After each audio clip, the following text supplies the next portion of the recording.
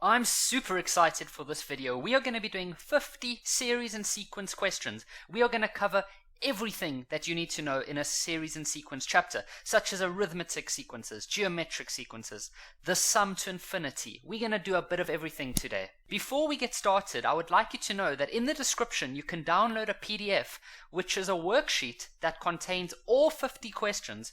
This will be nice for you as it allows you to see exactly what types of questions we are going to be doing, and so you can fast forward to the specific questions that you would like to practice. Of course, you can sit back and just watch all 50 with me, but for those of you who would like to go to specific questions, the PDF will allow you to see exactly what questions are coming up.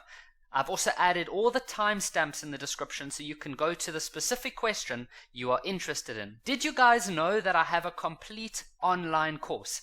The online course contains more than double the amount of content that I have on YouTube. It's also organized way better.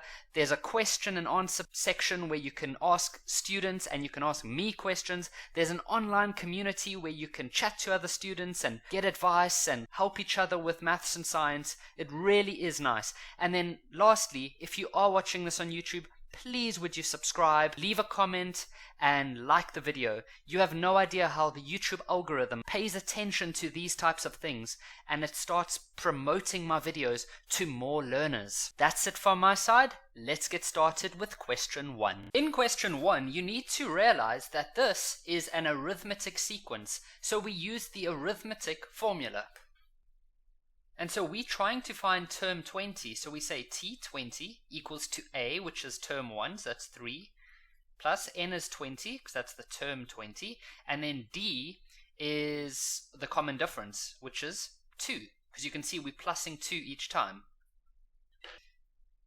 Your answer is 41. For number 2, you need to realize that this is also an arithmetic sequence. In fact, it's the same arithmetic sequence from question 1, but now they're saying which term has a value of 211. So now we know the answer. So we put the 211 over here. We do know, sorry. We don't know the term, which term number we have. So we're going to just say n over there, and then the common difference is 2. Now what I would do is I would take this 3 over to the left, so it'll become 208. Equals to n minus 1 times 2. Now, of course, you can multiply the 2 into the bracket, but what I like to do is divide by 2. So we end up with 104 on the left-hand side equals to n minus 1. Then to get n alone, you take the minus 1 over, and so therefore we should end up with n equaling 105. Question 3 is a geometric sequence. We can see that we are multiplying by 3 to go from each term or from one term to the next. So we need to use the geometric formula. And so we're looking for term 20. So we can say t20. A is always your first term, which is 2. R is the common ratio. If you battle to figure R out, you can always say term 2 divided by term 1, which would be 6 over 2, which is 3. And that's how we knew that it was 3 over there. So we can do that. And then 20 minus 1. Now, some students over here, they'll say 2 times 3, which is 6, but that's not correct. That 3 has an exponent, and so you rather just want to go ahead and type this on the calculator exactly as you see it, and this will give an answer. Oh, it's quite a big answer. 934. There's the answer for that one. In question 4, we have the same sequence that we saw in question 3, so we know that it's geometric, but now they're saying which term has a value of, and then they give us a big number.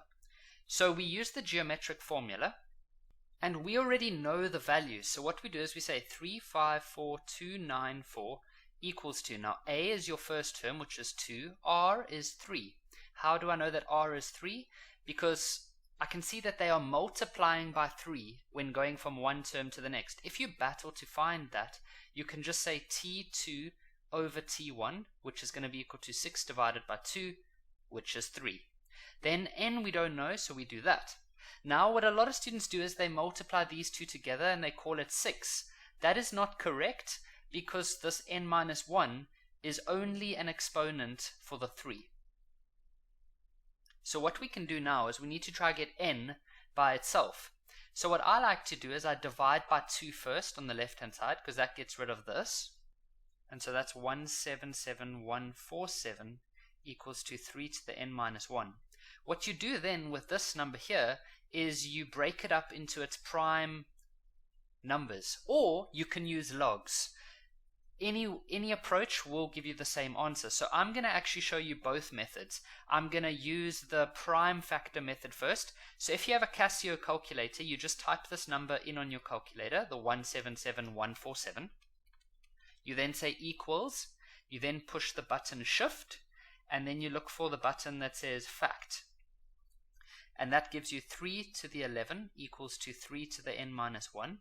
Now these 3's are the same, so they cancel out. And so we would say n minus 1 equals 11. If you had to get n by itself, you should get 12. Let's use the log method. With the log method, you would come up to here, and you would say the exponent, which is n minus 1. Actually, let me do this in a different color.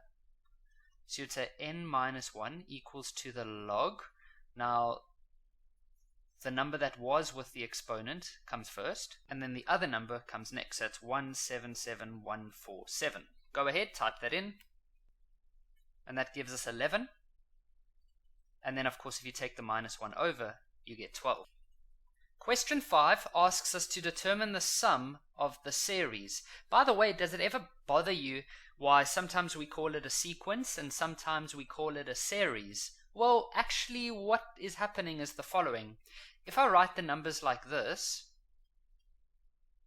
see how I separated with a semicolon? Then we call this a sequence. If instead I plus the numbers together, then I just call it a series. That's all. So in this question, they want us to calculate the sum. We can also see that it's an arithmetic pattern because you are plussing 2 each time. So we would use the sum formula for an arithmetic pattern. However, we do not know how many terms we have. We don't know n. So what you do in a question like this is you use the Tn formula. And we know that the last term is 301. So we put the 301 over here. And then a is 3. We don't know how many terms there are. And then the common difference is 2. We can then solve this by moving the 3 over to the left-hand side, which will become 298 equals to n minus 1 times 2. Now, you could multiply the 2 into the bracket, but what I like to do is divide by 2 on the left instead. And so that will give us 149 equals n minus 1. And so if we solve for n, we will find that n is equal to 150. This means we have 150 terms. Because we were using the last term and we found out that it's at position 150, it means that there should be 150 terms. Now we can come back to this formula. And so we can say S of 150 terms is 150 over 2. 2 times A, which is 3, plus 150 minus 1. And then our common difference is 2. Go ahead, type that all in on the calculator. And you get an answer of 22,800. Question 6 asks us to determine the sum of the series. Now, we should realize that this is a geometric sequence. You might think that it's arithmetic because you're plussing 2 over here, but then it doesn't plus 2 when you go to the next one. However, can you see that we are multiplying by 2? Can you see that? If you are unsure how to work out your ratio number, all you do is you take term 2 divided by term 1, and so in this case that would be 4 divided by 2, which is 2. So because it's geometric, we need to use the geometric sum formula. However, there is one problem. We don't know how many terms we have. But what we do know is that the last term is equal to 4096. So we can use the Tn formula, and we could put the last term as 4096. Then A is 2. Your common ratio is 2. And then we don't know what n is. Now, remember what some students like to do here is they multiply these two together, but that is not correct because of this exponent. So what we do instead is we rather divide this 2 on the other side. Then 4096 divided by 2 is 2048. Now here is where you have two options. You can either break the number 2048 up into its prime numbers, or you can use logs. I'm going to use the prime number method. So what I do is I type this number in on my calculator. I then push equals, I then push shift, and then I look for the button that has fact. And if you do that, you should end up with 2 to the power of 11. Now the 2's cancel out, so we can cancel those out, and so we have n minus 1 equals 11. If you solve for n, you get 12. That means that this 4096 is at position 12, but because it's the last term in the sequence, it means we have 12 terms. Now we can use this formula here, and so the sum of 12 terms is going to be a, which is 2, the common ratio was also 2, n is 12, r is 2, and then you just go ahead and you will get 8,190. In question 7, they tell us that it's arithmetic. So whenever we get a question like this, all that you need to do is you need to say term 3 minus term 2 is the same as term 2 minus term 1. Do you understand what that even means though? Let me show you. If we have an arithmetic sequence like 4, 7, 10, and yeah, let's stop there. So that's a 10. What is term 3 minus term 2? Well, that's 10 minus 7, which is 3. What is term 2 minus term 1? Well, that's 7 minus 4, which is 3. So what we are trying to say is that this is a property of all arithmetic sequences because the difference between the terms stays constant. Can you see how we got 3 and 3?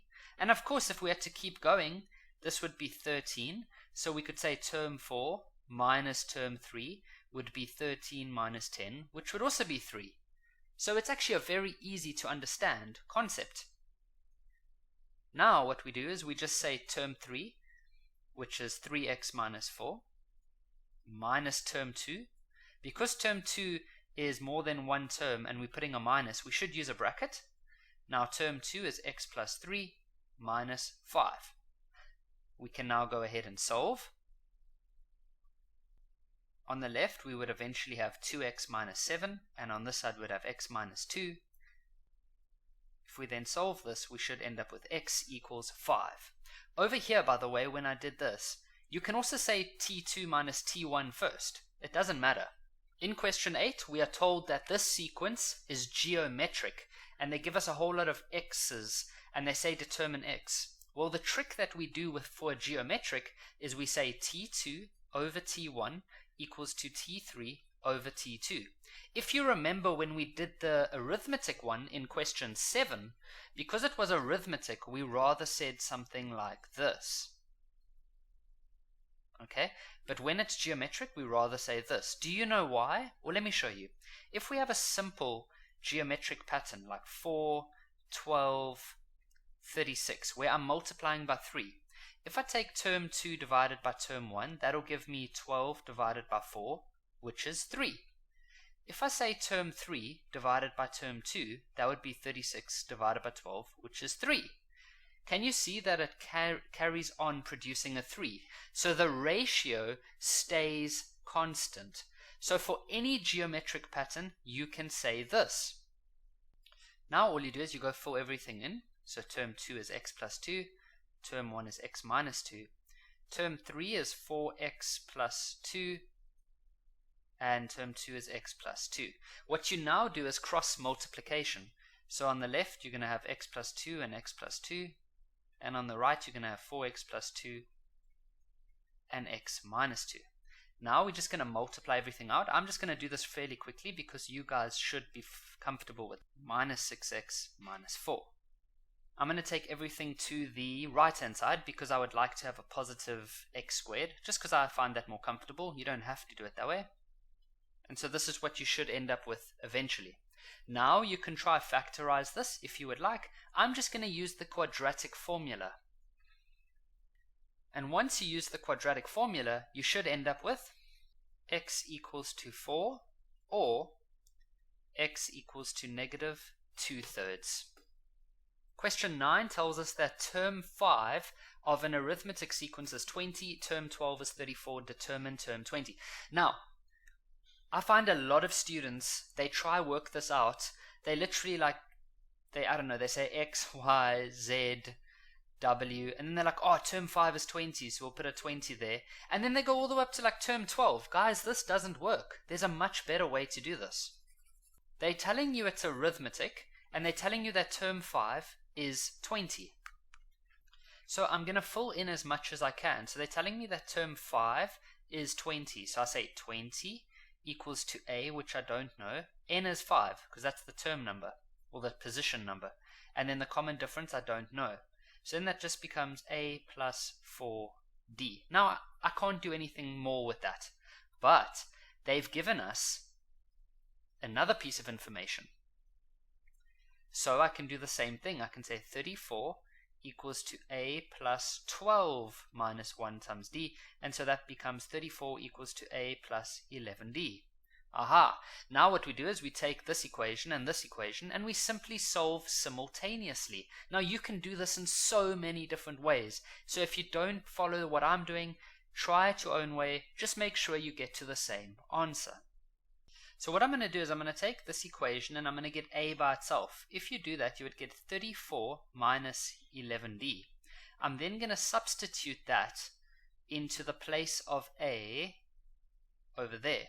So that means we're going to get 20 equals to, and then in brackets I'll just say 34 minus 11d plus 4d. Now I can go solve for d. You would eventually find that 7d is equal to 14, which means that d is 2. I can then plug that back over here as a 2, and then if you have to solve that, you'd find that a is 12.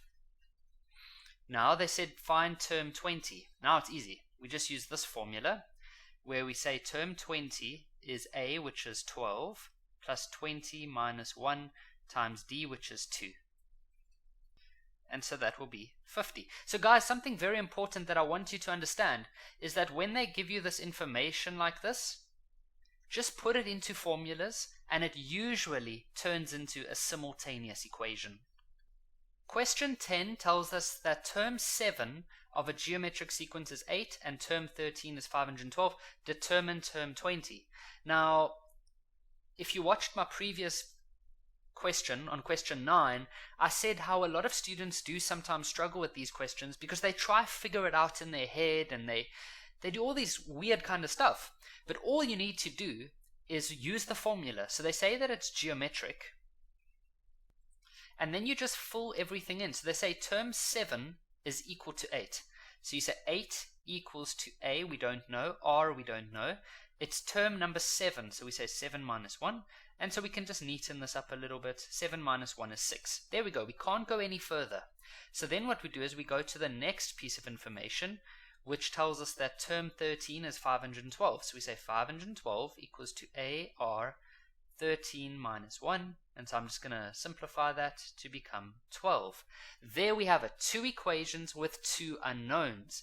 Now, some students battle with this part, but all you need to do is what I would advise you to do is get a by itself, either using this one or using this one. You could get r alone, but it wouldn't be nice. So I'm going to get a alone here by saying 8 over r to the 6.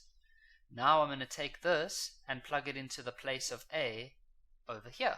And so that's going to say 512 equals to a, which is now 8 over r6. You can put it in a bracket if you want, multiplied by r12. Now, students always ask me, okay, Kevin, what do we do now? Well, what I tell them to do is just pretend that this has a 1 over it. Now, we don't really need these brackets.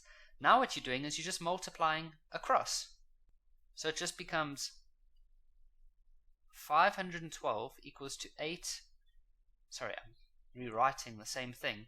It just becomes 8 r12 over r6. Now r12 over r6 just becomes r6. So we have 8 r to the 6. Then we can divide by 8, which is 64. You then take the 6th root, like this, and so r would eventually equal 2. Now we can get a by plugging that answer back into here. So a is going to be 8 over 2 to the power of 6, and that'll be 1 over 8. Now the question says find term 20. So we just use this formula, and we say that term 20 is equal to a, which we've now found as 1 over 8, r is 2, and n is 20. Go ahead, type that in, and we get an answer of 65536. Question 11 says the sum of the 3rd and 8th term of an arithmetic sequence is 24. Now what often happens is students see the word sum and they instantly want to go for the sum formula. But I'll show you why this is incorrect. If you had to use the sum formula for 3 terms, what that actually means is term 1 plus term 2 plus term 3. They didn't say that the sum of all the first 3 terms, they're saying the sum of only the 3rd term and only the 8th term. So what this actually means is that term 3 plus term 8 will be 24. They also tell us that the 10th term is 21, so we can say T10 equals 21. So now all we do is we just fill in as much as we can. So term 3, if we use this formula, is the same as a plus, now n would be 3 because it's term 3, and then the common difference we don't know.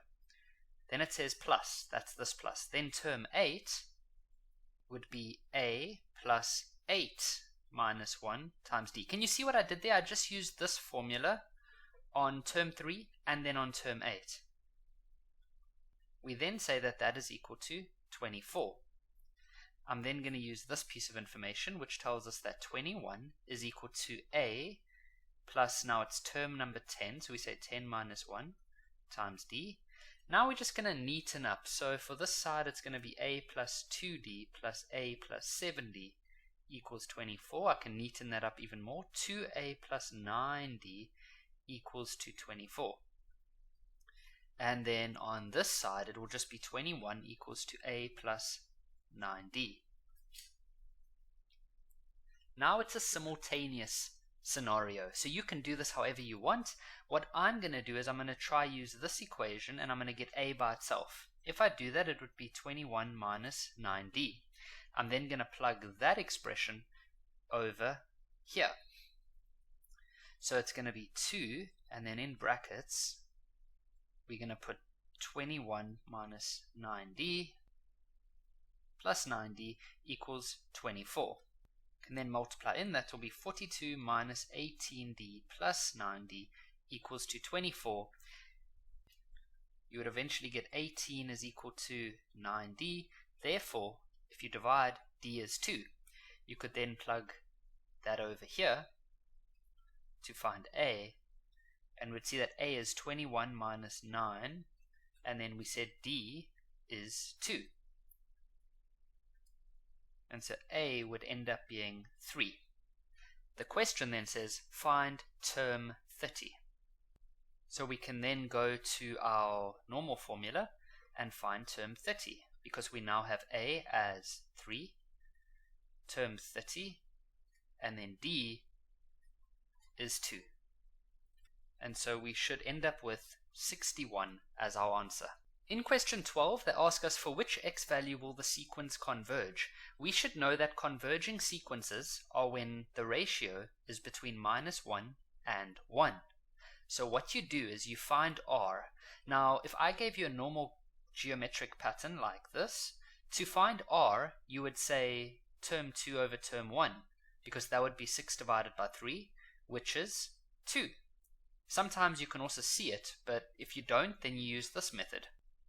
So I'm going to use the same approach here. I'm going to say T2, I'm going to say r is equal to T2 over T1. Now term 2 is x minus 2 squared, and term 1 is x minus 2.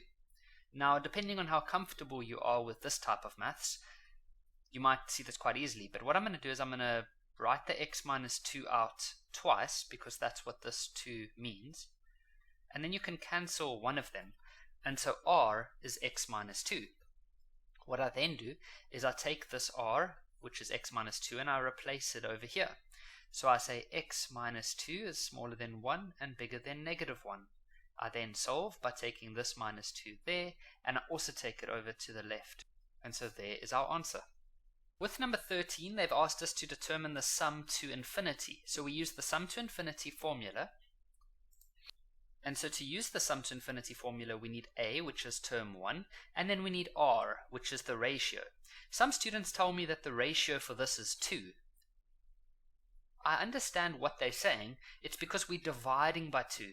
But remember that your ratio is how much are you multiplying by. So your ratio is actually going to be a half.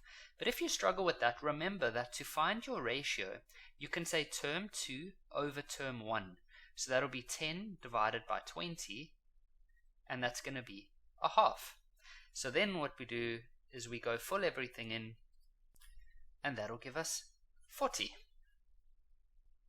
Question 14 does confuse students, but if you just stick around and see how we do it, there is a method to how to do a question like this, and once you understand it, it's very easy. So they're saying that all the terms that are divisible by 5 are going to be removed. Determine the sum of the remaining terms. So pretty much we've got this long sequence over here that goes all the way up to 301, and they want to know what is the sum of all the remaining terms once you remove the divisible by 5s. So my approach is to do the following. I completely ignore this part. What I do is I work out the sum of this sequence first. So we can see that it's arithmetic because you're plussing 2 each time. So we can use the sum formula of an arithmetic pattern. The issue is that we don't know the number of terms. So what we do, we have a little trick. We know that the last term is 301. So we use the Tn formula. And then what we do is we know that the last term is 301. So we say 301 equals to a, which is 13, plus n we don't know, and then d is the difference of 2. Now we can just go ahead and solve this. So I'm going to move the 13 over to the left, which gives me 288. Equals to n minus 1 times 2. You can multiply the 2 into the bracket, but I like to rather divide it on the left. So we end up with 144 equals to n minus 1. Solve for n and we get 145. So what that technically means is that 301 is at position 145. But because it's the last term, that also shows us how many terms we have. So in this original sequence, we have 145 terms. So we can go work out the sum of all of those numbers now by saying sum of 145 terms equals to 145 over 2. 2 times, now a is 13, 145 minus 1, and our common difference is 2. And so we end up with 22,765. So that's what the sum will be if you add up all of these numbers. 22,765. Alright, so now we're going to move on to the next part of the question, which is to look at the terms that are divisible by 5. So let's go find them. I'm going to write out the first couple of terms. And I recommend you find the first 3 terms that are divisible by 5. And let's see if they make a pattern. And sometimes it does actually take quite long until you find the first 3. But here they are. The number 15 is divisible by 5, the number 25, and the number 35. Guess what? Those numbers form their own pattern. And it always will work out like this. 15, 25, 35. Look at that, it's its own little pattern. So what we need to do now is try work out the sum of this pattern. The problem is we don't know where it stops. However, we do know that in the original sequence the last term is 301, so we can't go past that. So then, Kevin, does this mean that our last term on this one should be 301? Well, no, because that's not divisible by 5. But what we can do is we can try imagine what the last term would be in this sequence that is divisible by 5. So we can work backwards. This would be 299, 297, and 295. That is divisible by 5, so that'll be the last term in this pattern. So now our goal is to find the sum of all of these terms. Once again, we don't know how many terms there are, but we can use our Tn formula to work out the term number of 295. So we're using this formula over here once again, and we can say 295 equals to A, which is 15, plus, now n we don't know. Now the common difference is not 2, because we're busy with a new sequence now, so that's going to be 10. Now we just move stuff around. I'm then going to divide by 10, which gives me 28. Now I move the minus 1 over, so that means 29. So we have 29 terms in our divisible by 5 sequence. So now what we can do is use this formula to work out the sum of those 29 terms, which would be 29 over 2, 2 times, now A for that sequence is 15, 29 minus 1, and then the common difference in that sequence is 10. And that gives us 4,495. Alright guys, so here's where it all comes together. When we added up all of these terms, we got 22,765. We then looked at all the numbers that are divisible by 5, added them together, and got 4,495. So the question says, determine the sum of the remaining terms if you take away the divisible by 5s. Well, you would end up with, I'm going to say sum of remaining would obviously be the total minus the divisible by 5 sum, and that'll give us a value of 18,270. This is quite an interesting question. I'm going to show you something quite interesting. Let's say we have the sequence 3, 5, 7, and 9. What would the sum of the first two terms be? Well, that would be 8. And what would the sum of the first three terms be? Well, that would be 3 plus 5, which is 8, plus 7, which is 15. So think about this carefully. If you add up the first two terms, you get 8. So I'm going to say a T1 plus T2 is 8. If you add up the first three terms, you get 15.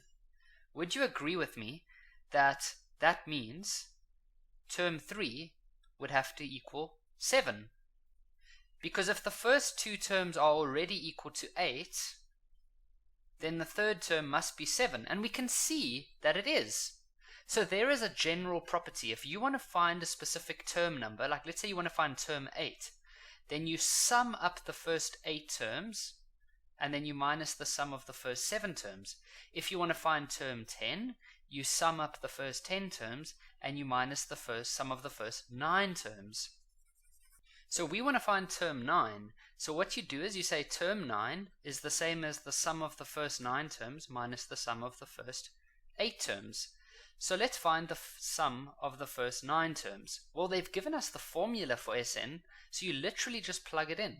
So it's going to be 3 times 9 plus 4 times 9, and that would be 279. Now we can find the sum of the first 8 terms. Why do I keep wanting to write that as an infinity symbol? It's really weird. Can't write an 8 anymore. Oh, there we go. Sum of 8 terms, well, you would just say 3 times 8 squared plus 4 times 8, and that's 224. So we now say that term 9 will be 279 minus 224, and that's 55. Let me explain this quickly. What does S8 stand for? S8 means what is the sum of the first 8 terms. So if you add up all 8 terms, I'll actually show you. If you add up all 8 terms, T1 plus T2 plus T3 plus T4 plus T5 plus T6 plus T7 plus term 8 should be 224. if you sum up the first 9 terms, let's see what that would look like. So that would be t1 plus t2. Well, that gives us 279. But guys, what we can see is that the sum, or let's do here, the sum of this first 8 terms is already 224. So it's almost like 224 plus term 9 must give us 279. So then to find term 9, you would just minus them, and that's how we got 55. Question 16 has to do with sigma notation. So what you do with sigma notation is you find the first 3 terms, so term 1, term 2, and term 3. How do we do that? Well, you plug whatever this number is into there to find term 1. So it'll be 2 times 1 plus 4, which is 6. Then you let this number go up by 1, and that'll be for term 2. So it'll be 2 times 2 plus 4, which is 8. And then you do the last one. So what I want you to realize is that this number will not always be the same as this number. Okay, so term 1 isn't always going to have a 1 there. Term 2 isn't always going to have a 2 there, and term 3 isn't going to have a 3 there. Because sometimes this number at the bottom is not a 1. And we'll look at examples like that just now. Now, Kevin, why did you say the first 3 terms? Because if you do the first 3 terms, you will be able to see what kind of pattern you have. You have 6, 8, and 10. That is arithmetic.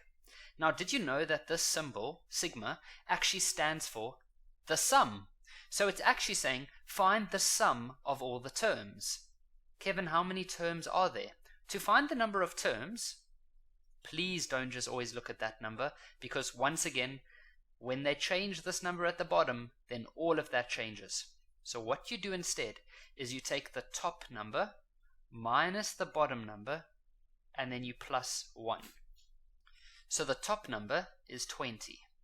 The bottom number is 1, and then you plus 1, and that gives you 20. So yes, it is a 20 now, but that's just because the number at the bottom is a 1. So just look out for that. Alright, so we have 20 terms, we have an arithmetic pattern, and so we can use the sum formula for an arithmetic sequence. And so we're finding the sum of 20 terms, so we say 20 over 2. A is term 1, which we found as 6. And then 20 minus 1. And now the common difference, we're plussing 2 each time. So you can just say 2. Oh, it gives us quite a nice number. 500 is the final answer. Here we have another sigma notation. So remember, step 1 is just find the first 3 terms. People are always like, Kevin, does this mean term 3? Not at all. To find term 1, you are simply going to start with whatever number you have here. So it'll be 4 times 3 minus 1, which is 11. Then you just increase by 1 each time. And that'll be 15. And then 4 times 5 minus 1. And that'll be 19. So there we have the first 3 terms. From that, we can see that it is arithmetic. So we can use the sum 2 formula for an arithmetic pattern. But you've got to be careful. This 20 is not the number of terms. Remember, in the previous question, we said that to work out the number of terms, it's the top number minus the bottom number, which in this case is a 3, and then plus 1. That'll give us 18. So there are only 18 terms, not 20. Why am I writing my 8s as an infinity sign? So we're going to say 18 over 2. Then A is term 1, which is 11. N is 18. We don't use that 20 at all in the calculation. And then D, which is the difference, is, you can see we're plussing 4. So that'll be your common difference. And so that's going to be 810. Question 18 is very interesting, but I'll explain it, the interesting part, just now. You might have seen it if you tried this one by yourself. So let's go find the first 3 terms. So term 1, we know that you start by plugging whatever this number is into the place of k. So that'll be 2 times 1 minus 1 over 1. And that actually just gives us 1. Term 2 is going to be 2 times 2 minus 1 over 2, which is 3 over 2. And then lastly, term 3, which will be 2 times 3 minus 1 over 3. And that gives us 5/3. Now here's why this question is very interesting. It is not arithmetic, but it is also not geometric. To test if it's arithmetic, I would test to see if t2 minus t1, is the same as t3 minus t2. Let's see if it is the same. So if I say 3 over 2 minus 1, that gives us 1.5 minus 1, which is a half. Is that the same as t3 minus t2, which is 5/3 minus 3 over 2? So let's see what that gives. It gives us 1 over 6. So these two are not the same. So it's not arithmetic. Then let's check if it's geometric. For it to be geometric, the ratios should stay constant, like that. So let's see if it does. So if we say term 3, which is 5/3, if you divide that by term 2, which is 3 over 2, let's see how much that gives. So that gives us 10 over 9. Now let's check t2 divided by t1. So t2 over t1 would be 3 over 2 divided by 1, which is 3 over 2. So the ratio is not even constant. So Kevin, what is going on? In grade 12, we're learning about arithmetic and geometric patterns, and here you've thrown us a question that doesn't have any of them. So guys, when you get a question like this in the exam, you got to be careful. It's not arithmetic or geometric, it's not even quadratic. It doesn't matter though, because what does this symbol stand for again? It means the sum of, so you have to plus everything together. They haven't given you a lot of terms. Remember, to work out the number of terms, you take the number at the top, minus the number at the bottom, and then you plus 1. In this case, it means there are 4 terms, but it won't always be the same as this number, so be careful. So we only have 4 terms. So let's just go find the 4th one by plugging in everything that we need to over here. And that gives us 7 over 4. Now what we do is we just go add these numbers together, because that would give us the sum. And our answer is 71 over 12, and if it wasn't an exam where you would have 2 decimal places, you would say 5.92. Now Kevin, why didn't we just do this in the previous examples?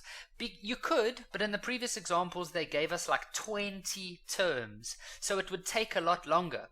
So that's in those types of examples, it will always be arithmetic or geometric, and so you can just use the formula. But when they give you something like this that doesn't have any pattern, it'll usually be a very small amount of terms, and so you can do it manually on your calculator. Question 19. Remember, with sigma notation questions, we find the first 3 terms. That helps us to work out what pattern we have. So for term 1, you start with whatever this number is. In this example, it is a 1, but it doesn't always have to be a 1. So we can say 2 times 2, and then 1 plus 1, and that would give us 8. Then we just keep the process going on. So now it'll be a 2 plus a 1, and that's 16. And then the last one, that'll be 32. So you can see that this is geometric. They are multiplying by 2 each time. So we could go up to term 8 if you wanted to, and then you would add everything together like we had to do in question 18. However, we can do this in a much better way. We know that the sigma notation symbol stands for finding the sum. So we just use the sum formula of a geometric pattern. And so we're finding, well, we need to see how many terms we have. Now remember, it's not always going to be the same as this number at the top, but it is if this number is a 1. But remember, the proper way to work out the number of terms is to go top number minus the bottom number, and then always add 1. So that's going to be 8 minus 1 plus 1. So in this example, there will be 8 terms.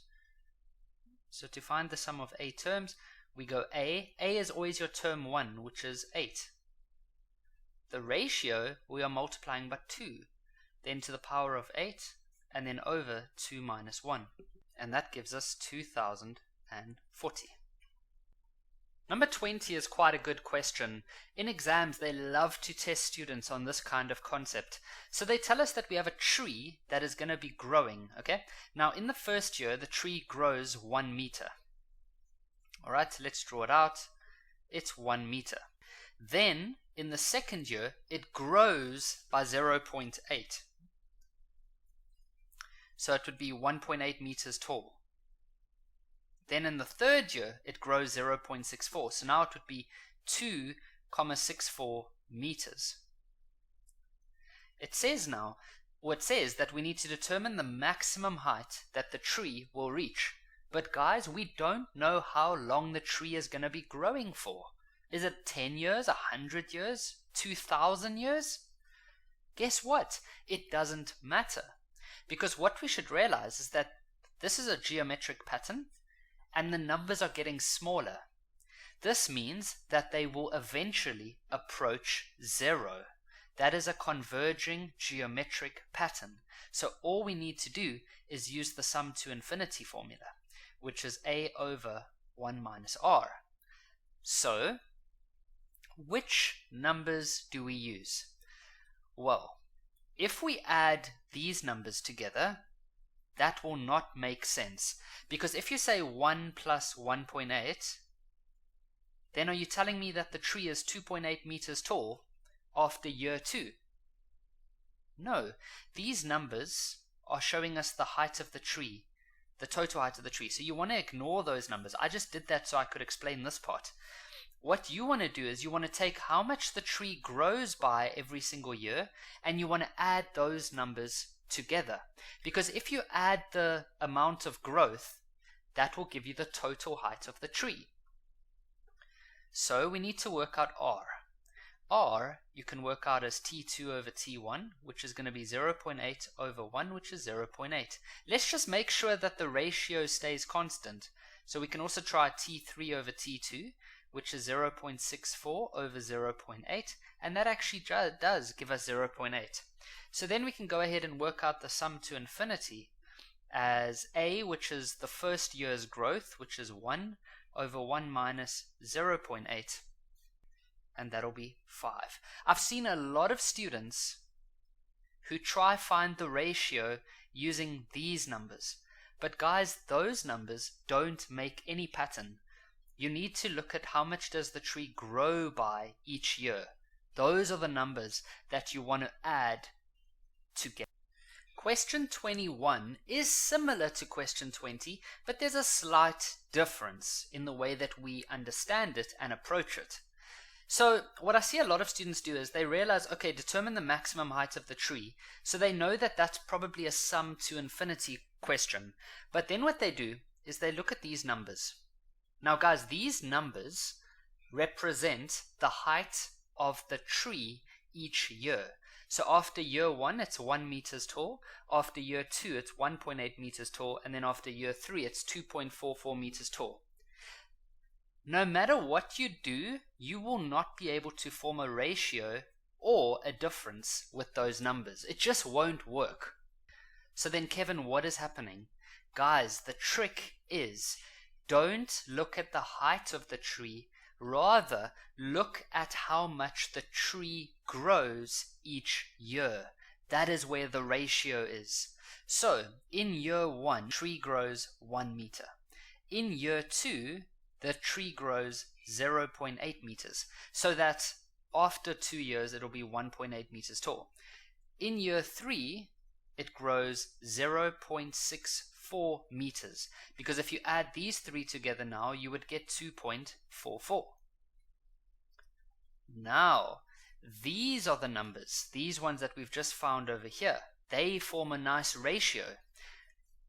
Let's see, what is T2 over T1? Well, that's 0.8 over 1, which is 0.8. T3 over T2 is 0.64 over 0.8, which is 0.8. So there is a constant ratio. So to work out the total height that the tree reaches, you would have to add these numbers together. You wouldn't add these numbers together. That would make no sense. So we use the sum to infinity formula, which is a over 1 minus r, where a is your first term, which is 1, and our common ratio we found was 0.8. And that will give us 5. This means the tree will only reach a maximum height of 5 meters, because these numbers, as we keep going, they become smaller and smaller and smaller, and eventually they will reach 0. what that means is that the tree will stop growing. Question 22 is really good. It has a little trick that catches a lot of people out. It looks similar to question 20 and 21, but there's something we need to be careful of. If you've already watched my explanation on 20 and 21, you would already have learned that you must not look at the total height of the tree, but rather look at the amount that the tree grows each year. That is where you will find the ratio or the pattern. Okay, so in the first year, it grows 1 meter. In year 2, it grows 0.8 meters. So I'm not going to say 1.8, I'm just going to look at how much it grows by. And then they tell us that it grows at 70% of the previous year's growth thereafter. That means it just keeps going on and on and on. So in year 3, it'll be 70% of the previous year's growth. So it'll be 70% times 0.8, which is 0.56 meters.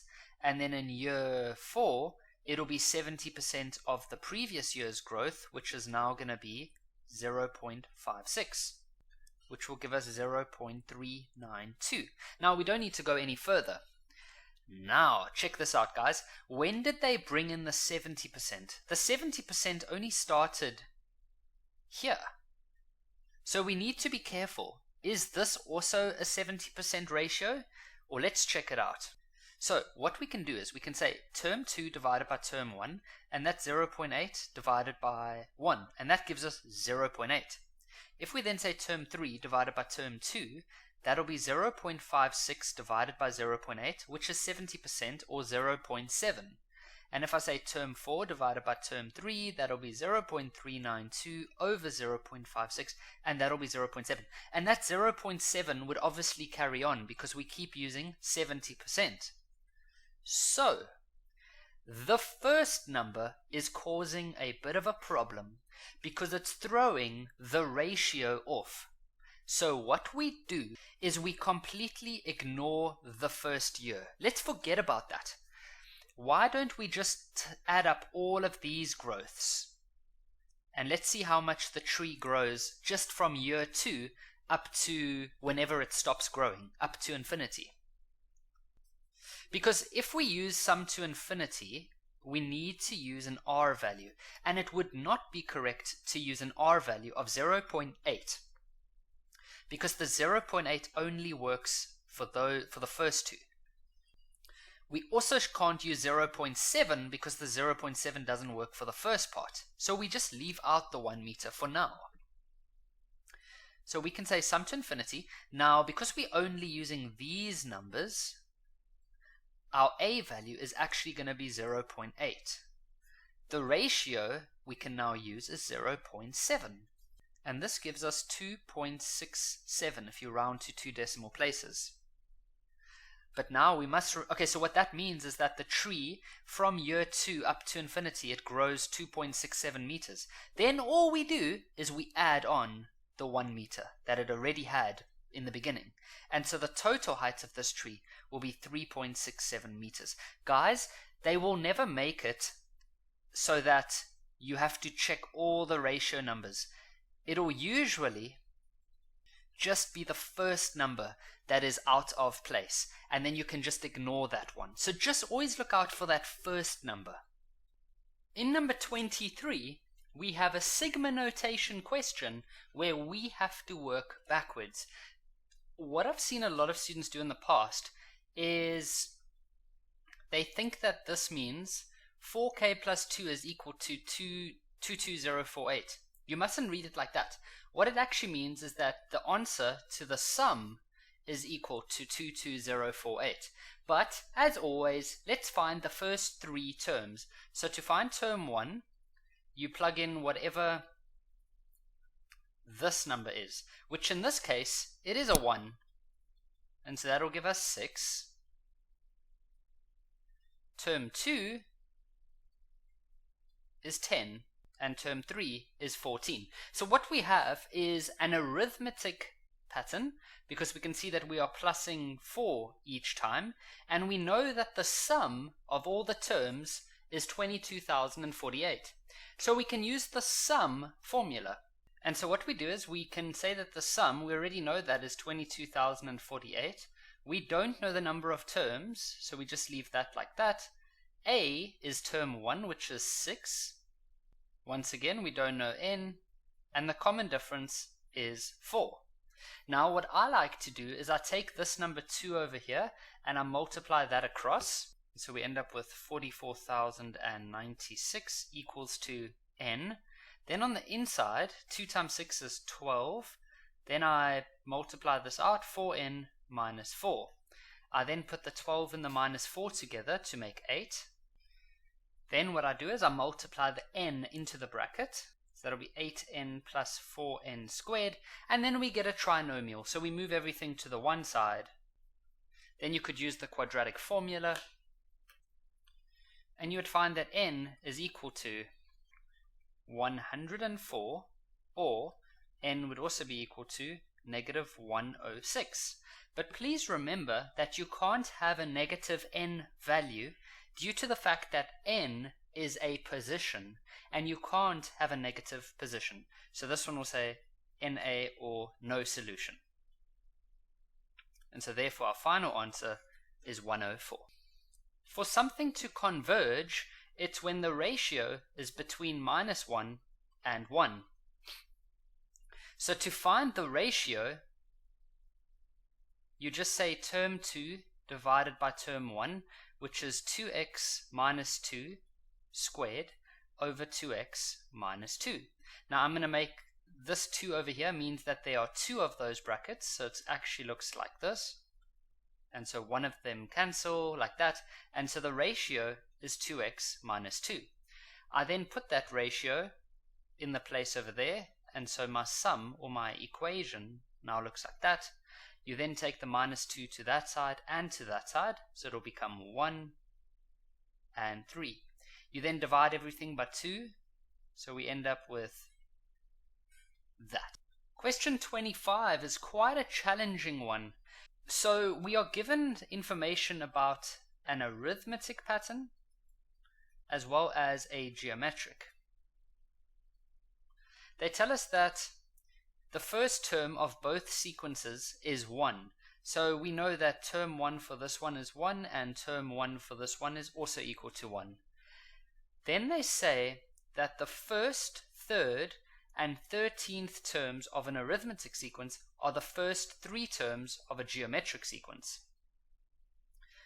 So the third term in the arithmetic is the same as the second term of the geometric, and then the 13th term of the arithmetic is the same as the third term of the geometric. Make sure that when you've read this you understand what I've just done. They said that the first, third, and 13th, here I've got them, they are the first, second, and third of the geometric. Okay, so that's all I've done there. What I would now do is use the formula for an arithmetic and also the formula for a geometric. And so for term 3 of the arithmetic, this one over here, that would simply be equal to a plus 3 minus 1 times d. So if you simplify that, that'll be a plus 2d. For term 13, it'll be a plus 13 minus 1 times d, which is a plus 12d. Oh, but we know what a is. Remember, a is 1. So we can go change all of these to a 1. And then for the geometric, for term 2, that would be a times r to the 2 minus 1. And that would, term 3 would be a times r to the 3 minus 1. And then we could simplify. We know that a is 1. So that's just 1 times r, because 2 minus 1 is 1. And then this one will be r times 2, or 1 if you would like to write it there, because a is 1.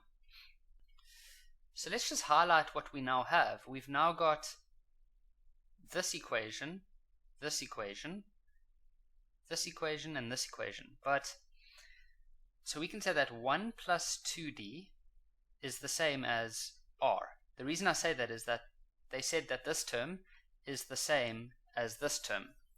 Then my other equation that I could say is 1 plus 12d is the same as r squared, because this must be the same as this. They told us that. And so here we have it, guys. We can use simultaneous equations on these two. So here we already have r alone. R is equal to 1 plus 2d, so I'm going to plug that into this equation. So we're going to end up with 1 plus 12d equals 2, and then here we can replace this with 1 plus 2d squared. And now we just solve. So 1 plus 2, I'm going to just multiply this out, so it'll be 1 plus 4d plus 4d squared, if you had to make this into two brackets. Then it's going to become a trinomial, so we're going to get 4d squared minus 8d. Oh, but luckily the 1's cancel, and so we get that. We can then take out d as a common factor. You can take out a 4 if you want as well, but it's not really going to make a difference. I'm just going to take out a d, and you'd be left with 4d minus 2. Sorry, not 2, 8. And so we get d equals to 0, or d equals to 2. Now that we have d, we can work out r, because r is over here. So r is equal to 1 plus 2d. So if d is equal to 0, then r would be 1 plus 2 times 0, which is equal to 1. If d is equal to 2, then r would be equal to 1 plus 2 times 2, and so r would be 5. I would just like to highlight something though. They said that determine the first three terms of the geometric sequence if r is bigger than 1. So if r is 1, that's not allowed. So this one is a no solution, which means that d is also a no solution. D equals 0 is no solution. So the only valid one that we can use is this one over here. Now they want the first three terms of the geometric. So we know that term 1 is already 1. Term 2 was this one, so it'll be 1 times r, which is 5, and that'll just give us 5. And then term 3 would be 1 times 5 to the power of 2, which is 25. And so those would be the first three terms of the geometric sequence.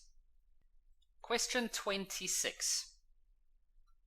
We are given an equilateral triangle, and they give us the length of this side as 28. Now, because it's equilateral, it means all sides are the same. So that's 28 as well, and this side is 28. They tell us that the next triangle, which would be, for example, this one over here, has side lengths that are half of the previous triangle. That means that this would be 14, this would be 14, this would be 14. And then it would just keep going on and on and on. So your next triangle would be 7, 7, and 7. They would like us to determine the sum of all of the perimeters. So for the first triangle, so I'm going to go triangle 1, the perimeter would be 28 times 3, which is 84. For triangle 2, it'll be 14 times 3, which is 42. And then for triangle 3, it would be 7 times 3, which is 21. Now, of course, this process just keeps going on and on and on. That's what it means when they say indefinitely. So we don't know how many triangles there are going to be, and this is when we can use sum to infinity. Now, we know that sum to infinity is a over 1 minus r. So all we need is a, which is 84, and then we can see that there's a ratio here of a half. If you battle to find the ratio, you can just say term 2 divided by term 1, and that would be 1 over 2. But yes, Kevin, how do we know that this carries on? Well, then you can go find the next one. You can say term 3 divided by term 2, which is 21 over 42, which is also a half. So the ratio is a half.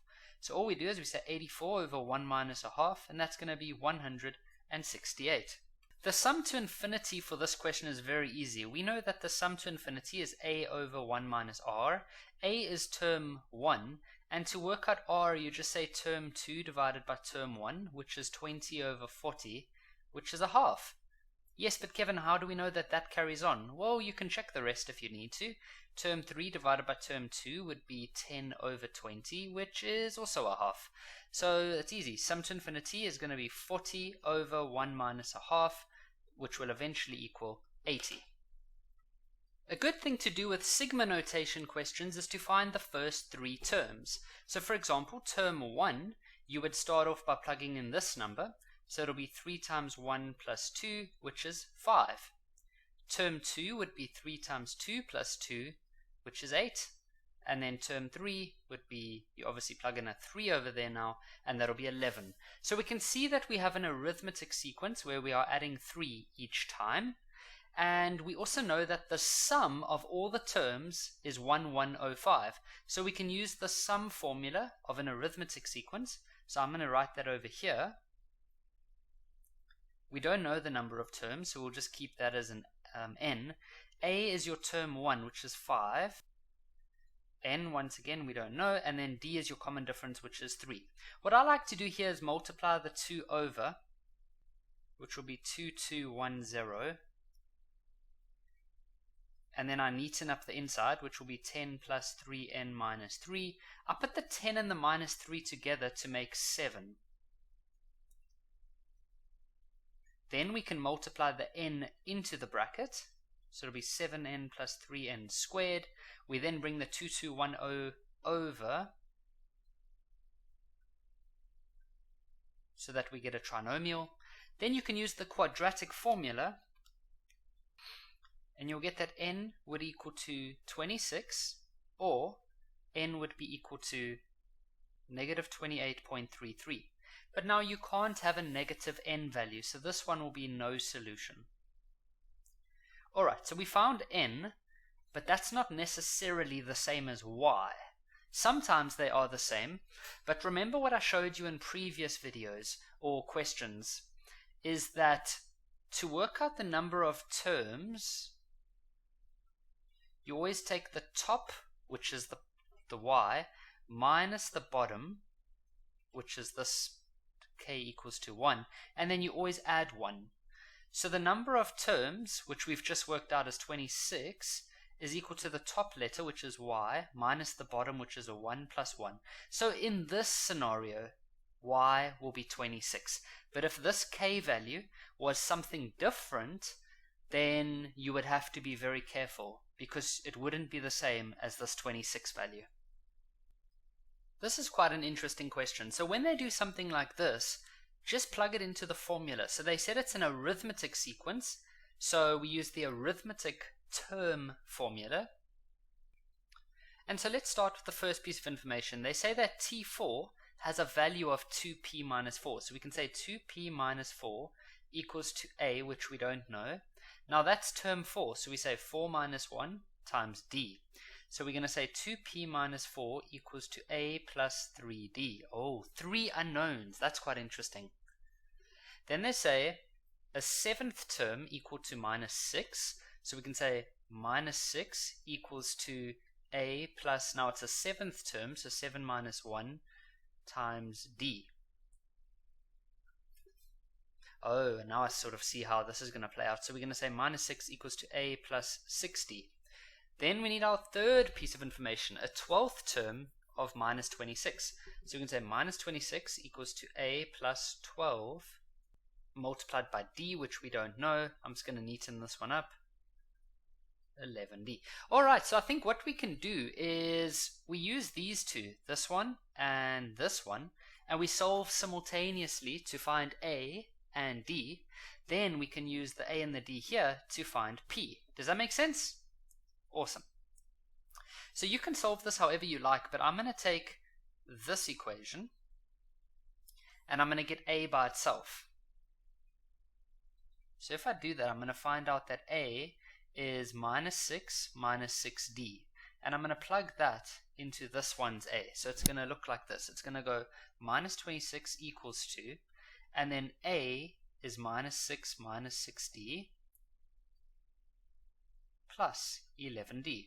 And so it's going to be minus 26 equals to minus 6 plus 5d. And so if we do all the maths, we would eventually find that d is negative 4. So we can plug that d value back into here to find a. And so a is going to be minus 6 multiplied by negative 4, and so a would eventually equal 18. Now that we have a and we have d, then we can find p. So we can plug everything into here. So 2p minus 4 equals to a, which is 18, plus 3 times d, which is negative 4. We would eventually see that 2p is equal to 10, and if you divide, you would find that p is 5. A converging sequence is one where r is between minus 1 and 1. So to find r, you could say term 2 divided by term 1, which would be x squared over 2x. Now, to simplify this, an x would cancel at the top and the bottom, so you'd have x over 2 as your answer. Or you could even use term 3 divided by term 2. It doesn't really matter. So that would be a half x to the power of 3 over x squared. And so the x2 would cancel, and there would be 1x left over, and so that's a half x, which is the same as x over 2. These two are the same thing. So r is x over 2, so you can plug it into there, and then you can multiply this 2 over to both sides, and so you're going to end up with x is bigger than negative 2 and smaller than 2. In this question, we are told that the sum all the way up to infinity is equal to 6. But let's go find the first 3 terms first. So to find term 1, you would plug this number into the place of k, so that's going to be 3. And now some people are going to be like, Kevin, what about p? Don't worry about that, just keep it as p for now. And then that's to the power of 1, so that actually just equals 3p. Term 2 would be 3 times p to the power of 2, which is just 3p squared. And then term 3 would end up being 3p cubed. So we only really needed the first 2, because we know that it's a geometric sequence, because only geometric sequences can go to infinity. So we don't need to check up on that, but we need to find r. Now r can be term 2 divided by term 1, which is going to be 3p squared over 3p, which equals p. You could also use term 3 divided by term 2 if you wanted to. That would be 3p cubed over 3p squared, which is also p. Alright, so we know what r is, it's p. Now, we know that sum to infinity is a over 1 minus r. Now, the sum to infinity is 6. A is term 1, which is 3p. See how I just plug it in? I don't really worry about p. I just plug it in as it is. Then r is p. Now, what I would do is I'd multiply this 1 minus p over, so it'll become like that. You can then say 6 minus 6p equals to 3p. You would eventually end up with 6 equals to 9p. And then if you divide, you should eventually get p is 2/3. When I give some of my students a question like this, they often look at me as if to say, Kevin, what is the question? Like, you're giving us this, but what do you want us to do? And what you need to remember is that this symbol stands for sum of. So it's actually asking you to calculate the sum of the sequence. So you need to go find term 1, term 2, and term 3, just to work out if it's arithmetic or geometric. To find term 1, you start with whatever number is over here. That number does not have to always be a 1. So you'll plug it in, and that's going to give us negative 1. Then to find term 2, you are going to be careful here. You must always add 1 to this. Now, if you add 1 to that, it actually becomes 0. So then it'll become 2 times 0 plus 1, which is 1. And then you add another 1, so it'll become 1. So it'll be 2 times 1 plus 1, which is 3. So it's definitely an arithmetic pattern. We're adding 2 each time. So we can use the arithmetic formula. Now, guys, if you've looked at some of the previous questions, you'll remember that this number is not always the number of terms. To work out the number of terms, you take the top minus the bottom, which is this bottom number here, and then you plus 1. So the number of terms is 20 minus 1 plus 1. And so that actually becomes 22. There are 22 terms. If that caught you out, don't worry, it catches a lot of people out. It's because when your teacher explains this to you in class, they always make this number at the bottom a 1. And so it makes you think that this is the number of terms, but it's not true. Only sometimes. And so now it's just a matter of filling in. So that's just going to be 22 terms. A is term 1, which is -1. 22 minus 1, and the common difference of 2. And so we end up with a final answer of 440. They tell us in this question that we have a geometric sequence. A property about geometric sequences is that term 2 divided by term 1 will always be the same as term 3 divided by term 2. Want some proof? Well, imagine we had a sequence that goes 4, 8, and 16. That's a geometric sequence. If I take term 2 divided by term 1, that gives me 8 over 4, which is 2. If I say term 3 divided by term 2, that will be 16 divided by 8, which is 2. So the ratio remains constant. So when they give you a question like this, all you do is you write this out, and then you just fill everything in. So it's x plus 1 over 4x minus 2 equals to x minus 3 over x plus 1. Do cross multiplication next. So you end up with x plus 1 times by x plus 1 equals to x minus 3 multiplied by 4x minus 2. You see, so what I did there is I just took these numbers across. We're then going to multiply out. I'm going to do it fairly quickly because you guys do know how to do this. I'm then going to take everything to one side, and then I would use the quadratic formula. And so we would find that x is 5 or x is a third. For a sigma notation question, we usually just go find the first 3 terms, just to see if we're busy with an arithmetic or a geometric sequence. To find term 1, you start off with whatever this number is. So that'll be 3 times a third to the power of k, which is 3, and then plus 3.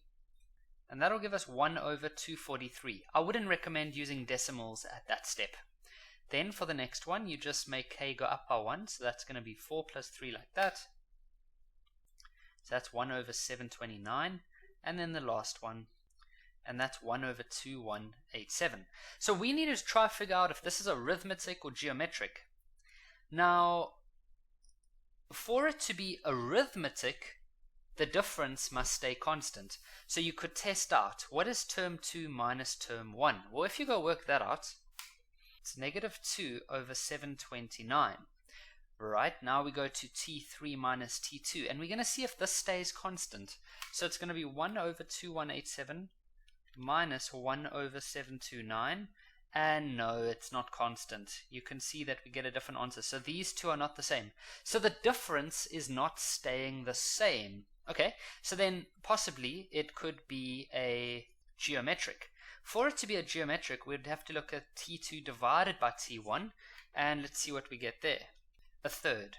If you got a different answer to me, it's because you're typing it in on the calculator in a weird way. The Casio calculators can be a bit funny when you're dividing fractions, so just look out for that. If we look at t3 divided by t2, it's also a third. Okay, so it's a geometric sequence because the ratio is staying constant. So now we know that the sigma notation symbol means the sum of. So we need to go get the sum of formula for a geometric pattern. And so we're looking for the sum of a certain number of terms. Now a is term 1, so that's 1 over 2. And then r, we said was a third. The number of terms is not 7. You've got to be careful. Remember how we've kept repeating in previous questions that the number of terms is the top number minus the bottom number plus 1. So that's actually going to be 5. So there are only 5 terms. What that means is you could, theoretically, go calculate T4 and T5, and then you could just plus all of these numbers together. It will give you the same answer. And so to 2 decimal places, this should give us 6. It's not a very nice answer. 6.147, or no, let's go to 6.15 times 10 to the -3. If you are asked to represent something in sigma notation, then what you do is you just put the sigma symbol, you put k equals to 1 down here. If you know how many terms there are, then you could put that number up here. But if they just give you something like this, then you just put an n over there. What you now need to do is work out whether this is arithmetic or geometric.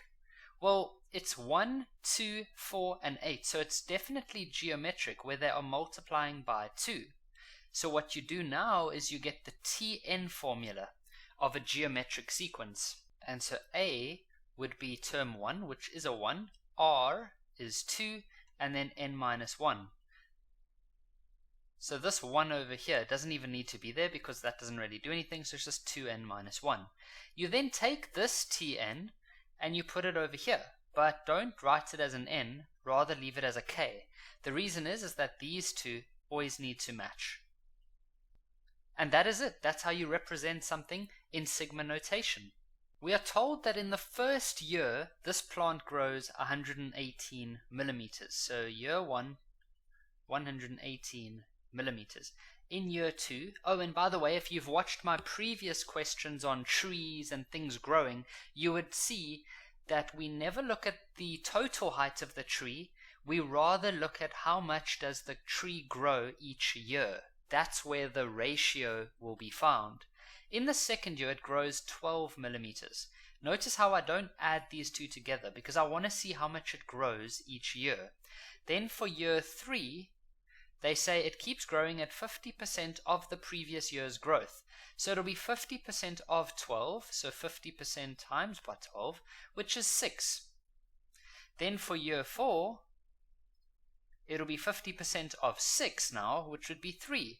And this would just carry on and on and on and on. Do you guys remember the one question we did? I can't remember which question it was, or which number it was, where we had to be careful because the ratio from the beginning was not constant. I'll prove that to you. If we look at the ratio from 12 and 118, you would go term 2 divided by term 1, which is 12 over 118, 6 over 59. Then if we use term 3 divided by term 2, that would be 6 over 12, which is a half. And if we go term 4 over term 3, that would be 3 over 6, which is a half. You see, so from this point onwards, the ratio is a half. Can you guys remember how we handled this type of question the last time? Well, what we do when this happens, when the ratio is not constant, or when the first number is a little bit out of place, you ignore the first number. You just ignore it. And we use the sum to infinity because we don't know how many years the tree is going to grow for. It says it takes place indefinitely. Now, A is going to be 12 because we're not using this one. So it's going to be 12 over 1 minus. Now the ratio is a half. And so this is going to give us 24. And then what we must remember is that, or what this means is that from year 2, up until the tree stops growing, it'll grow a total of 24 millimeters, okay? Because 12 plus 6 plus 3, and then these numbers are just getting smaller and smaller and smaller, and eventually they will reach 0. So it grows 24 millimeters. But then we need to remember that in year 1 it was already 118 millimeters, so the maximum will be 24 plus 118. And so it will reach a maximum height of 142 millimeters. It's usually a good idea to start sigma notation questions by finding term 1, term 2, and term 3. To find term 1, you plug in whatever this number is, which in this case is also a 1. That's just a coincidence. And so that's going to be 20 minus 4 times 1, which is 16. Then it's going to be 20 minus 4 times 2, which is 12. And then 20 minus 4 times 3, which is 8. So it's definitely arithmetic where the common difference is minus 4. Be careful there. It's not 4, it's minus 4. Now they are telling us that the sum is equal to minus 20, and we know it's arithmetic. So then we can fill in the sum as minus 20 I'm using this formula now. N we don't know, so we go n over 2, and then 2 times a. A was first term, which is 16, and then n minus 1, and then the common difference is negative 4. Just remember that. Then what I like to do here is I take this 2 and I multiply it over, so that's negative 40 equals to n. Then inside these brackets it will become 32 minus 4n plus 4. I then put the 32 and the 4 together, which would be 36. Then I just multiply the n into the bracket. A trinomial by, you can do this however you want. I'm just going to take everything to the left. So that's going to be 4n squared minus 36n minus 40 equals to 0. I would just use the quadratic formula here. You can try factorize if you want, but I just like to use the formula. And so what we find is that n is 10 or n is minus 1. Now you can't have a negative position, so this will be no solution. Now be careful. N is your number of terms. That won't always be the same as this number over here. To make sure, you always have to remember that this number, or the number of terms, is equal to the top number, which is y, minus the bottom number, which is a 1, plus 1. So in this case, it won't always be like this. The number of terms, which is 10, is going to be the same as y, because these cancel out. But if this number at the bottom was a 2 or any other number, then you would have to be very careful. But for this one, y will be 10. John earns 4,000 Rand during his first month, and then his earnings increase by 5% of the previous month thereafter. So what that means is that in, let's say, month 1, he earns 4,000. Then in month 2, you have to add 5%. So you first work out what 5%, there's different ways of doing this, but you could work out 5% of 4,000. Then add that on, so then he earns 4,200. But now he's going to earn an extra 5% in month 3 of 4,200, and that's 210 Rand. So you add it on, and so he earns 4,410. Now those first 3 terms are enough to tell us whether we have an arithmetic or a geometric. For it to be a geometric, term 2 divided by term 1 would have to be the same as term 3 divided by term 2, but we need to see if that is true. We can't say it's true, so let's check. We can say 4,200 over 4,000, and that's going to give us 1.05. Now we need to check term 3 divided by term 2, which will be 4410 divided by 4,200, and that's also 1.05. So it is geometric. They said, determine how much John will earn in month 10. Guys, are they asking us how much he's going to earn in month 10, or do they mean how much is he going to earn in total over 10 months? Well done if you realize that they want to know only for month 10. So we are not going to use the sum formula, because that would add up month 1, month 2, month 3, all the way up to month 10. We're rather going to use the term formula of a geometric, because we're only looking for a specific term. So we're looking for term 10. Now A is 4,000, the ratio is 1.05, and then N is 10 minus 1. So then you can go type all of that in, and that's going to be 6,205 Rand and 31 cents.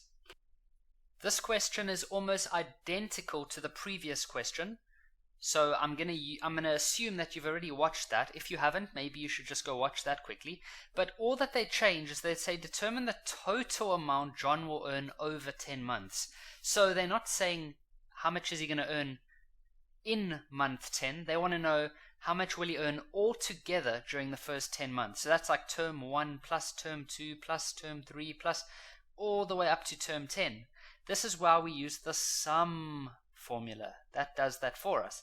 We saw in question 38 that it's a geometric sequence with a ratio of 1.05. So we use the sum formula now because we're trying to find the total over 10 months. And so that's just going to give us A, which is the first term, which is 4,000. We said the ratio from question 38 was 1.05 over 10 months. and then minus 1. And so in 10 months, John is going to earn a total of 50,311 Rand and 57 cents. I mean, this makes sense. Think about it. He earns 4,000 Rand in his first month, and then a little bit more in month 10. So if he only earned 4,000 Rand every month, then 4,000 times by 10, he would have earned 40,000. But because they're giving him a slight increase, he's able to get his money up to about 50,000. Alright, question 40. They tell us that the first term of a geometric sequence is 9, and then this one's quite interesting. The ratio of the sum of the first 8 terms to the sum of the first 4 terms is that. Determine term 5 if all terms are positive. So this is quite an interesting one. Okay, well they tell us that the first term is 9, so we know that A is 9. Then they tell us that the ratio of the sum of the first 8 terms. So let's find the sum of the first 8 terms. We know that it's geometric, and we know that A is 9. So we can say 9, but we have no idea what the ratio is. And it says that the sum of the first 8 terms, okay, so that's 8 minus 1 over R minus 1. And then they also talk about the sum of the first 4 terms. So let's go fill that in. That's also going to be 9. Then it's going to be R4 minus 1 over R minus 1. They tell us that the ratio of the 8th sum, which is this one, to the 4th one is 97 over 81. What that means mathematically is that S8 over S4 is 97 over 81, which is going to be 9 R8 minus 1 over R minus 1 over 9 R4 minus 1 over R minus 1. Okay, now what I think we should do next is, here we have a fraction on top of a fraction. So you know, like in earlier grades where if you have like 1 over 4 divided by 3 over 2, then you can do that timesing and the flipping over thing, so it becomes 1 over 4 times 2 over 3. Well, let's try that now. I think some things might cancel out. So it's going to be 97 over 81 equals to 9, and then R8 minus 1 over R minus 1 times by R minus 1 over 9 R4 minus 1. Okay, so those cancel. That's quite nice. The 9s also cancel out. And so we're left with 97 over 81 equals to R8 minus 1 R4 minus 1. Now, we could think of the top one, this one here, as a difference of squares. We could also do difference of squares with the bottom one, but it's not necessary. Let me show you why. If we do difference of squares with the top one, we're going to get 97 over 81 is equal to R4 minus 1 and R4 plus 1. That's difference of squares. Then we have R4 minus 1 here. Those cancel. Oh, it's working out nicely. I was a bit concerned just now. So 97 over 81 is equal to R4 plus 1. We then take the 1 over. Oh, it's working out very nicely. So 16 over 81 is equal to R4. We can take the 4th root. So we can take the 4th root on both sides. And so R is going to be 2 over 3. Technically, when you're taking a root of a positive number, you should have a plus and a minus. But it's only going to be the positive one because they've told us that all terms are positive. So if my R value is negative 2 over 3, then if A, which is term 1, is 9, then term 2 would be 9 times negative 2 over 3. And so we would start including negative numbers, and so that's not going to be correct. So therefore, R is only going to be positive 2 over 3. But now we're not done, because they said determine term 5. So to determine term 5, we can use the Tn formula, and we're trying to find term 5. Now A, they told us is 9. R, we just found is positive 2 over 3 to the power of 5 minus 1. And so that's going to be 16 over 9. Now, of course, you could leave it as 16 over 9, or you could write it as a decimal 1.78. If it was in a test, you would most likely do 2 decimal places. For question 41, they say that the 3rd and 8th term of an arithmetic sequence is 76 and 66, respectively.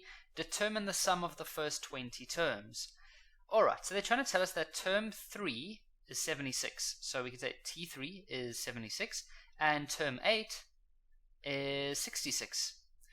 Alright, so it's an arithmetic sequence. So I'm going to use this one over here first. So we're going to say 76. Actually, let me make this a little bit neater. Let's put it over here. So we can say 76 equals to A plus, now that's term 3, so we do that, times D, which we don't know. So 76 is equal to A plus 2D. Then I'm going to use this one over here, and so that's going to be 66 equals to A plus 8 minus 1 times D, and so 66 is equal to A plus 7D. Alright, so now we just link these simultaneously. So I'm going to get this one by itself. So that'll be A equals to 76 minus 2D. And I'm going to plug that A over here. So that's going to be 66 equals to, and then I plug that in as 76 minus 2D plus 7D. And then I can solve for D, and that's going to eventually give us minus 10 on the left equals to 5D, and so D is negative 2. Now I can plug that D value over here. So A would be 76 minus 2 in brackets minus 2, and so A would be 80. Now they say determine the sum of the first 20 terms. And so the sum of the first 20 terms, so N is 20, A is, what did we say? Oh, there we go, 80. Now N is 20, and the common difference is negative 2. That's going to give us 1,220. So whenever I give a question like this to my students, they often look at me and they're like, okay, so what is the question? Well, guys, we must always remember that this symbol stands for the sum. So they're asking you to calculate the sum. So what we usually do first is we find term 1, term 2, and term 3, just to see if we have an arithmetic or a geometric pattern. To find term 1, you plug in whatever this number is in the place of P. So that's going to be like that, and that will give us 3. And then to find term 2, you just increase this number by 1, so it'll be 3 times 3 plus 1 over 2, which is 6. And then to find term 3, we increase it again, so it'll be 4 times 4 plus 1 over 2, which is 10. Now guys, what you are going to realize is that there is no pattern taking place. But if you watched one of the previous lessons in the sequence and series videos, can't remember which one it was, we realized that sometimes they will give us a question that doesn't have a pattern, but then they will usually make the number at the top really low. The reason for that is now we don't have a lot of terms, so we can go find them ourselves. So how many terms are there? Remember, there's not 5. The number of terms is the top number minus the bottom number plus 1. And so there's only 4 terms. So we've already done the first 3. We might as well just quickly go do the fourth one, which is 15.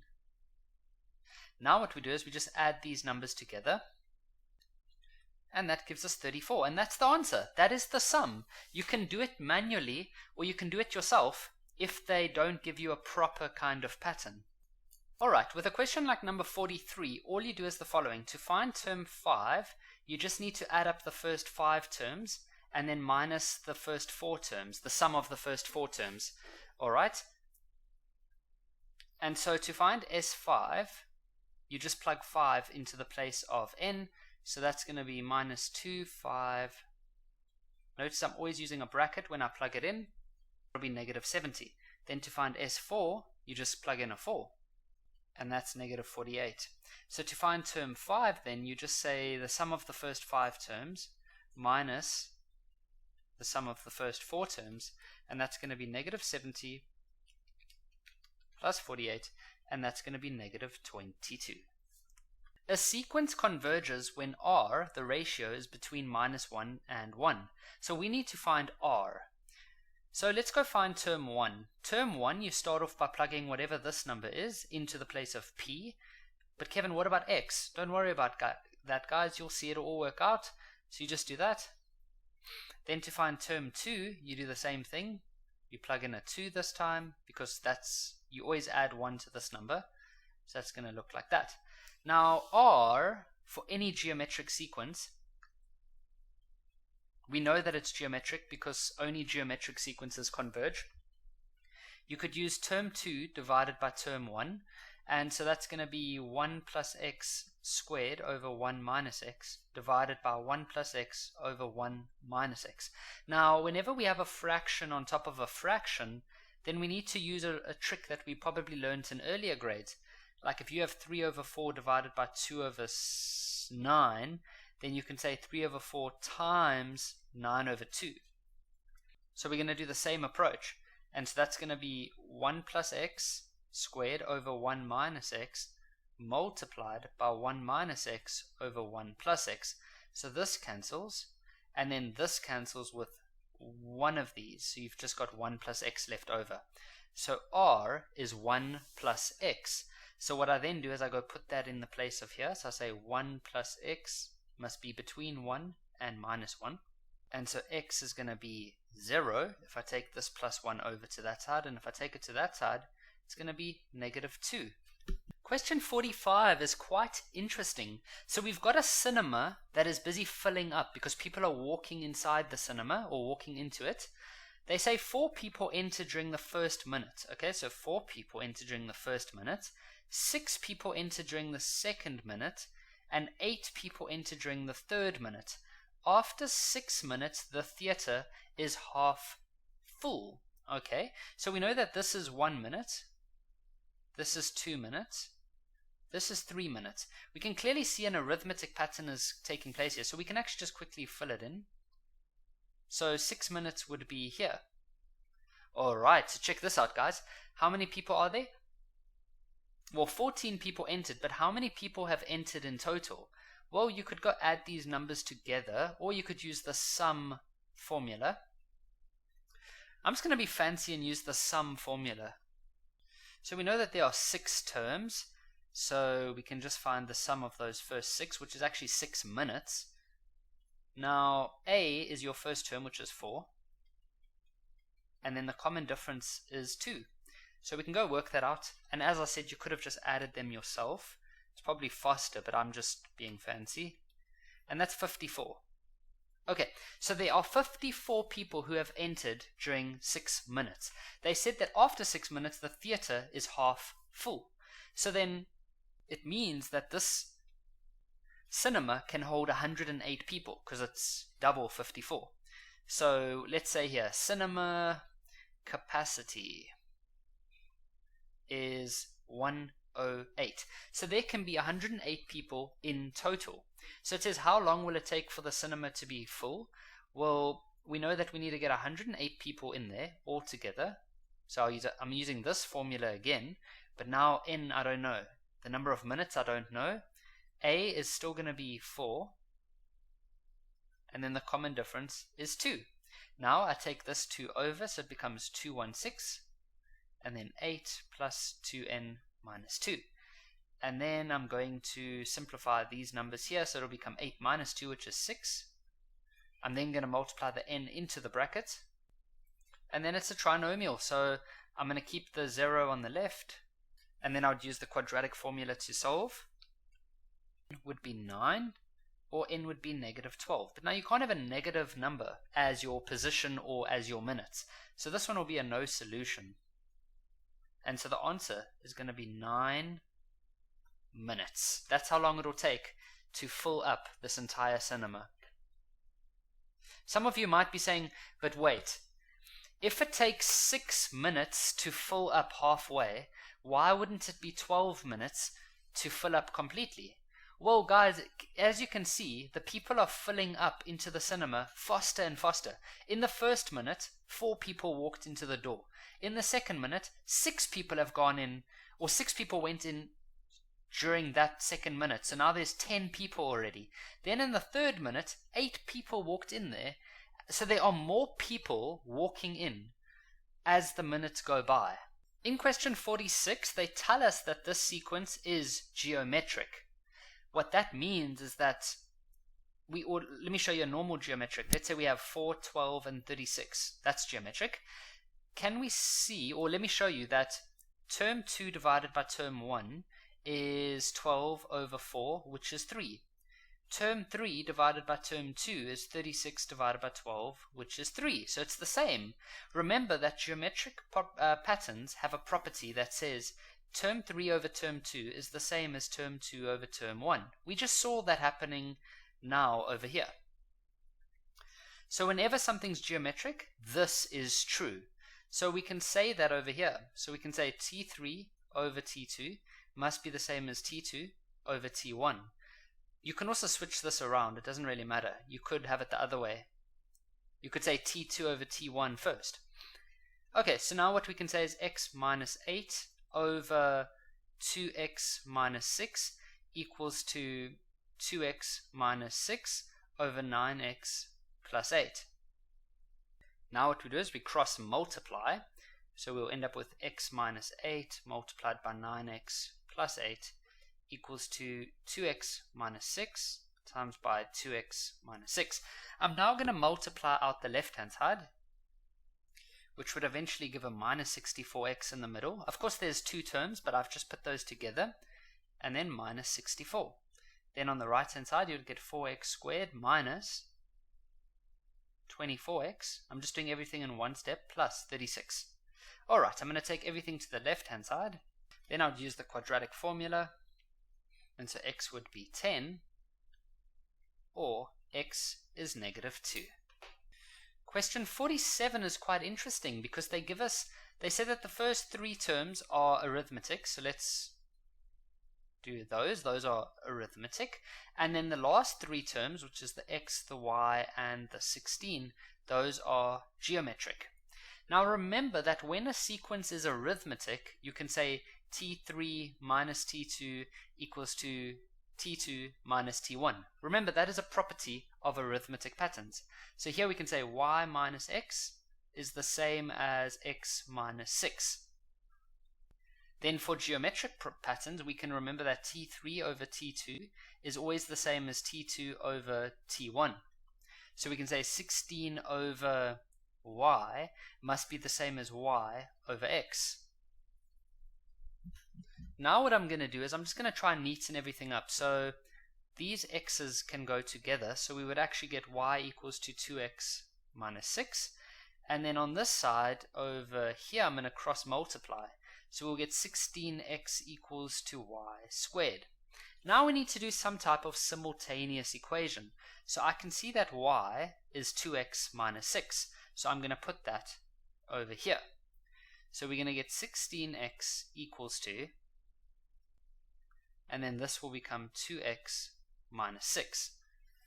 Okay, so now I'm just going to multiply those two brackets out. Remember that there's two brackets next to each other, so it'll become 4x squared minus 24x after you've put all the terms together, plus 36. Then I'm going to move everything to the right hand side, and so we're going to end up with minus 40x plus 36. I'll use the quadratic formula there. You can try factorize if you want. I just usually go straight to the quadratic. And so x would be 9 or 1. So now what we do is we come find the y values. So if x equals to 9, then y would be equal to 2 times 9 minus 6, which is 12. And then if x is equal to 1, then y would be 2 times 1 minus 6, which is negative 4. Question 48, we have an arithmetic sequence. To go from minus 9 to minus 5, you are adding 4. And then you keep adding 4. Now it goes all the way up to 207. So we need to find the sum formula of a arithmetic sequence. But the problem is we don't know how many terms we have. However, we do know that the last term is 207. So we can use the Tn formula because that 207 is not a sum, it's an actual term. So we can say 207 is equal to a, which is minus 9, plus n we don't know, and the common difference we said is positive 4. Then we can just solve this however you want. I'm going to take the 9 over. Now you could multiply the 4 in if you want, but I'm rather going to divide by 4. And so that's going to be 54 equals to n minus 1. And so if you go solve, n is 55. Now know that there are 55 terms. So then we can use this formula. And so that's going to be 55 over 2. A is minus 9. And the common difference is 4. And so the sum of 55 terms is going to be 5,445. If you look at question 49, it might be a bit difficult to determine if it's arithmetic or geometric. Because to get from 54 to 18, you minus 36. But then if you minus 36 again, you're not going to get to 6. So it's not arithmetic. So then what we could see is maybe it's geometric. To do that, we need to see the ratio, and we have to see if the ratio stays constant. So we say 18 divided by 54, which is a third. Then we see if t3 over t2 is also a third. So we say 6 over 18, and it is a third. So it's geometric, where the ratio is a third. So it should be quite easy then, because we can just use the sum formula for a geometric pattern. However, we do not know how many terms there are. We do know that the last term is 2 over 81. So we can use the term formula.